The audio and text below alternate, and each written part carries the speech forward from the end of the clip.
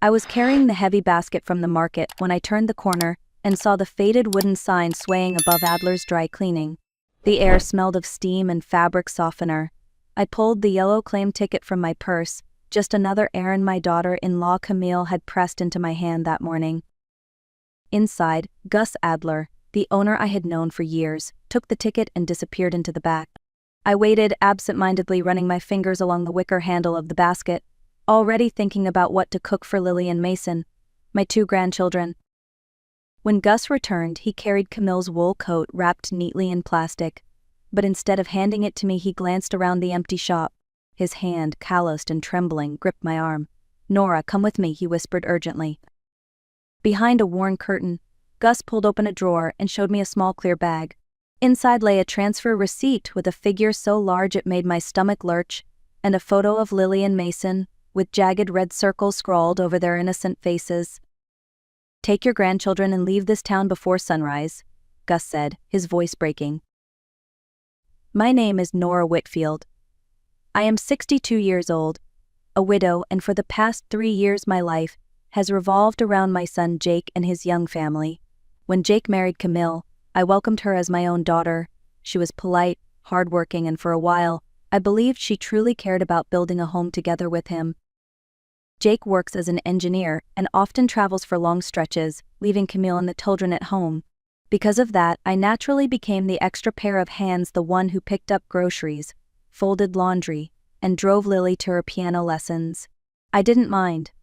In fact, I thought of it as my way of giving back after all the years Jake stood by me through my grief. But nothing in my years of sacrifice had prepared me for the moment at Adler's shop. When Gus pressed that plastic bag into my hand, I felt the foundation of my family crack. The photo of Lily and Mason marked in red seared into my mind like fire. If I was wrong, I risked tearing apart Jake's marriage, but if I was right and ignored it, the price could be my grandchildren's lives. The air behind the curtain felt thick, filled with the scent of bleach and hot steam. Gus's voice trembled as he held the bag closer for me to see. I forced myself to focus, my eyes tracing the numbers on the transfer receipt. It wasn't just money, it was millions wired to an offshore account, the kind of figure ordinary families like ours would never see in a lifetime. Beside the receipt lay the photograph. My heart clenched. It was Lily and Mason, smiling the way children do when they have no idea how cruel the world can be. But across their small faces, someone had drawn uneven red circles with a marker. The lines were angry, rushed, as if they carried intention far darker than simple scribbles. I looked at Gus, unable to speak. He shook his head slowly, his eyes glassy. "Nora, I've been in this business for 40 years. I know what dirty secrets look like when they're stuffed into coat pockets. This isn't just a forgotten paper. This is a warning, or worse, a plan." I wanted to argue, to convince myself it was a mistake. Maybe Camille had picked up someone else's mail. Maybe the photo wasn't meant the way it looked. But deep down, my stomach told me the truth. Gus's hand gripped mine tighter. "Don't wait until morning. Get those kids out now. If you stay, it may be too late." When I stepped out of Adler's shop, the world outside hadn't changed. Street vendors still called out their prices, a bus screeched to a stop, and children laughed as they chased each other down the sidewalk. Yet to me, everything felt unreal, as though I were walking through a dream where danger hid in every shadow. The bag in my pocket burned like a live coal. I couldn't stop seeing those red circles across Lily's and Mason's faces. My hands shook as I clutched the coat Camille had asked me to pick up. That evening, just as the sun dipped low, my phone buzzed with a message. "Unexpected meeting. I'll be very late. Please take care of the kids." Camille's words made my chest tighten. Was it really a meeting, or was she laying the groundwork for something else? I stood in the living room doorway, watching Lily and Mason build a house of blocks on the rug. Their innocent voices filled the silence, but all I could hear was Gus whispering before sunrise. I knew I couldn't wait. If I was wrong, I would look foolish. But if I was right, waiting could cost me everything. With trembling fingers, I dialed Marissa, the only friend I trusted completely. Marissa didn't ask questions. She simply said, "I'll call my brother. He drives nights. He's quiet. You can trust him." 10 minutes, her calm voice steadied me just enough to act. I moved quickly, trying not to alarm the children. In the kitchen, I packed a small bag with bread, cheese, and the cookies they loved, 2 water bottles, a few changes of clothes, Mason's toy car, and Lily's worn-out doll, things they couldn't sleep without. I shoved everything into a suitcase, clumsy but quick. The lights outside flickered as I drew the curtains closed. My heart pounded so loudly I feared the children would hear it. When a text arrived, "The taxi is on the corner," I took a breath and forced a smile. "Lily, Mason, let's go for a little night ride," I whispered. Lily's eyes widened with surprise. Mason rubbed his eyes and complained he was sleepy, until I pressed a candy into his palm. His grin returned, as though nothing was wrong. I carried Mason, held Lily's hand, and stepped into the cool night. The taxi idled at the corner, headlights dimmed. The driver, a weary-looking man with kind eyes, opened the door. "To the bus station, please," I told him, clutching the suitcase like it was my last lifeline. The bus rumbled through the night, its engine drowning out my racing thoughts. I kept Mason asleep against my shoulder while Lily leaned against the window, staring at the blur of streetlights. By dawn, we reached Savannah, the city where I had once lived years ago. It felt like the only place left that might still shelter us. I carried the children into a small roadside motel. The room smelled faintly of mildew, its single lamp casting a weak glow over faded sheets. Lily asked when we would see her mother. I stroked her hair and whispered, "Soon, sweetheart. For now, we rest." But rest would not come for me. The photo, the red circles, the receipt, all of it throbbed in my mind like a drumbeat. By morning, I made a decision. I led Lily and Mason down familiar streets to Riverside Church, its bell tower rising over the square. Inside, the quiet stone walls seemed to absorb my fear. Pastor Alan Brooks recognized me instantly. His white hair gleamed under stained glass light, his eyes full of concern. "Nora," he said softly, "you didn't come here by chance. Tell me everything." Pastor Alan listened without interruption as I told him about the coat, the receipt, the photo. When I finally placed the plastic bag on his desk, his jaw tightened. After a long silence, he said, "Nora, this is beyond me. You need someone who understands the law." He promised to connect me with a young attorney named Paige Walters. Still, something gnawed at me. The evidence in that bag was damning, but I knew there had to be more hidden at home. If Camille was involved in something dangerous, she wouldn't have risked everything on one careless mistake. The next morning, I kissed Lily and Mason goodbye, leaving them with Marissa.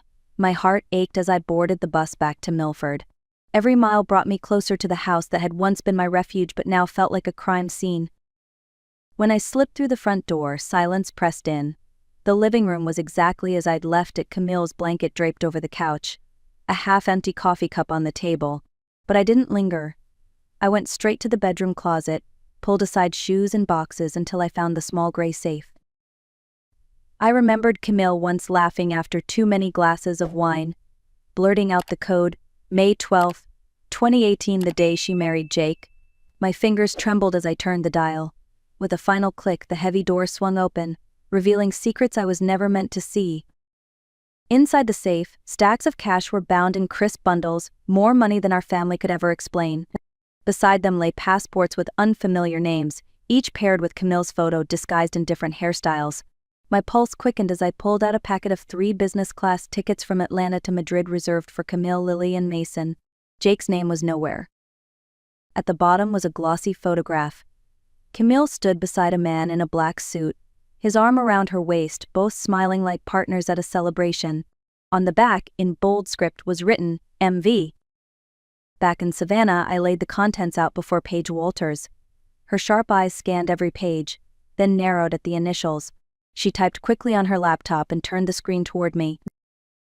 "Marco Velasquez," she said, her voice flat. "A name tied to money laundering and trafficking networks. This isn't a simple betrayal, Nora. This is a criminal operation." I felt the room tilt. It wasn't just about Camille wanting a new life. It was about selling my grandchildren into the hands of a man like Velasquez. Paige reached across the table, her voice firm. "We have to involve the federal agents. This is bigger than all of us." 2 federal agents arrived the next morning, Agent Nolan, tall and steady, and Agent Ruiz, younger but sharp-eyed. They studied the pile of evidence without a word at first, then exchanged a look that told me everything. This was serious, and it was real. Agent Nolan leaned forward. "Mrs. Whitfield, this isn't just about fraud. It's about children being targeted. Your grandchildren are in immediate danger." The words made my stomach twist, though I had already sensed the truth. "What can we do?" I whispered. Paige explained their strategy. The children would be placed in protective care with social workers. Meanwhile, the agents would set a trap. They would create the illusion that Lillian Mason had disappeared, forcing Camille and Velasquez to panic and reveal their next move. "We'll monitor every call, every text," Agent Ruiz added. "The goal is to catch them admitting what they intended to do. Once they do, we'll have them." I hated the thought of playing such a cruel game, but I also knew it was the only way. I looked out the window where Lillian Mason played with toys, blissfully unaware of the storm swirling around them. I swallowed hard, then nodded. "Do whatever you must, just keep them safe." That night, the motel room felt like the center of a storm. A small surveillance device glowed on the table, wires running into a laptop where Agent Ruiz typed furiously. Paige sat beside me, her face calm but her hands clasped tightly. I could hear Lillian Mason laughing faintly from the courtyard where a social worker kept them busy, and the sound both comforted and tore at me. The first message came close to midnight. Camille's text lit up the screen. "Mom, where are you? Have you seen the kids? They're gone." I called the police. I'm terrified. My heart ached at her words, though I knew they were a lie. Davis shook his head, mouthing, "Do not reply." Moments later, Camille's phone connected to another number. Her voice came through the speaker, high-pitched with panic. "Marco, the children are gone. I had everything ready, but I can't find them anywhere." A man's rough voice answered coldly. "Calm down. We cannot back out now. The plane tickets are paid for, and the buyer is waiting. Without the merchandise, we are finished." The word merchandise cut through me like glass. Those were my grandchildren he was talking about, as if they were objects to be delivered. I dug my nails into my palms to keep from screaming. Agent Nolan whispered into his radio, "Alpha team in position. Bravo team ready. Targets moving." The trap was about to close. Through the radio, sharp commands filled the silence. "Federal agents. Hands up." Then came the pounding of boots on pavement, the beam of flashlights, and Camille's scream tearing through the night. "No, this can't be happening," she cried, her voice breaking. I pressed my hands over my mouth as I listened to the chaos unfold.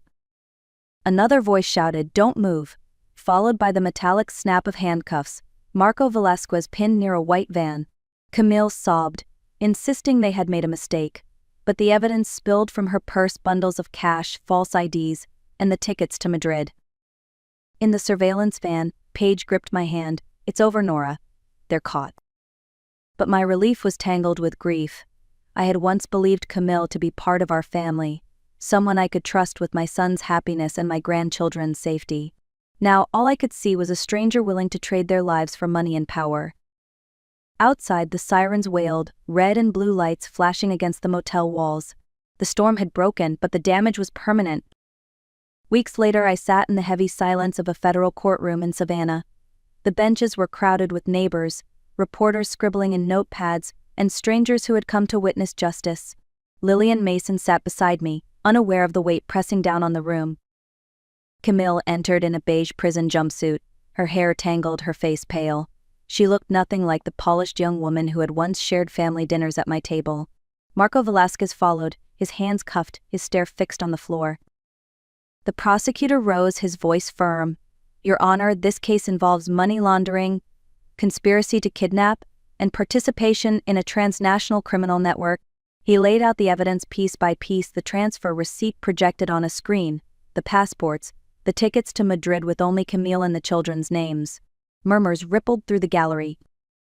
Then came the photograph: Lillian Mason with red circles scrawled over their faces. Gasps filled the courtroom. I pulled my grandchildren close, covering their eyes, whispering that everything was all right. Inside, I felt my heart shatter all over again. Finally, the recording of Camille's call played. "Without them, what are we going to negotiate with?" The words echoed like a confession. The courtroom fell into stunned silence as the truth settled in. When the trial ended, the judge's gavel still echoed in my ears as we returned to the small apartment in Savannah. That night, after Lillian Mason had fallen asleep with their toys scattered across the floor, Jake sat across from me at the kitchen table. His face was drawn, his hands restless as they traced the rim of a coffee mug. "Mom," he began, his voice raw, "I need to tell you something. I suspected Camille for a while. The late nights, the money disappearing, the way she guarded her phone. I wanted to believe she was faithful, that I was imagining things. I didn't want to tear apart our family. I reached across the table, placing my hand over his trembling one. "Jake, you weren't blind. You were hopeful. There's no shame in that." His eyes filled with tears. "I failed Lily and Mason. I should have protected them." "You're protecting them now," I told him firmly. "You still have time to give them the safe life they deserve." He nodded, resolve hardening in his expression. "I'm filing for divorce. Full custody. With you beside me, we'll build something new for them." The months that followed were not easy, but slowly a new rhythm began to take shape. Jake found steady work in Savannah, and we settled into a modest apartment near Forsyth Park. It was small, just 2 bedrooms and a narrow kitchen, but it became a sanctuary. Each morning I packed lunches while Jake braided Lily's hair and helped Mason tie his shoelaces. On Sundays we walked to the park. Jake kicked a ball across the grass with Mason while Lily rode her bike in circles around the fountain. Their laughter carried through the air, a sound I thought I might never hear again. At night, the walls filled with the ordinary noises of family life, the clatter of dishes, Jake reading bedtime stories, Mason's toy cars rolling across the floor. I taped Lily's drawings on the fridge. One picture showed the 4 of us holding hands under a red-roofed house, the sun shining overhead. It was simple, fragile, but it was ours, and in that fragile piece I began to believe we could heal. Looking back, I often ask myself how long the signs had been there, hidden in plain sight. The sudden absences, unexplained money, the guarded phone calls, clues I dismissed because I wanted to believe in family. If there is one lesson I carry, it is this: trust your instincts. When something feels wrong, pay attention. Write things down. Ask questions. Do not let fear of conflict blind you to danger. And if the situation grows larger than you can manage, seek help, whether from the law, a trusted friend, or a professional who understands how to protect children. Family should mean safety, not fear. Love sometimes requires courage, even when that courage tears apart the illusions we wanted to keep. My story is painful, but if it reminds just one person to look closer and act sooner, then perhaps it can save another child. As I sit here today, I know our family will never be the same. Betrayal leaves scars, but courage leaves something stronger. Hope. I learned that even when the storm rages from the people you once trusted most, you still have the power to stand and protect what matters. Lily and Mason are safe. Jake is rebuilding his life with more strength than I thought possible. And I have found peace in knowing that I did not stay silent. I chose to act. If you are watching this, I want you to remember, sometimes the hardest battles are fought inside our own homes. But silence never saves, it only feeds the darkness. Speak up, trust your instincts, and fight for the ones you love. If this story touched you, please like the video so it reaches others who may need it. Share it with someone you care about, and comment below where you're watching from. Your voice might be the light someone else is waiting for.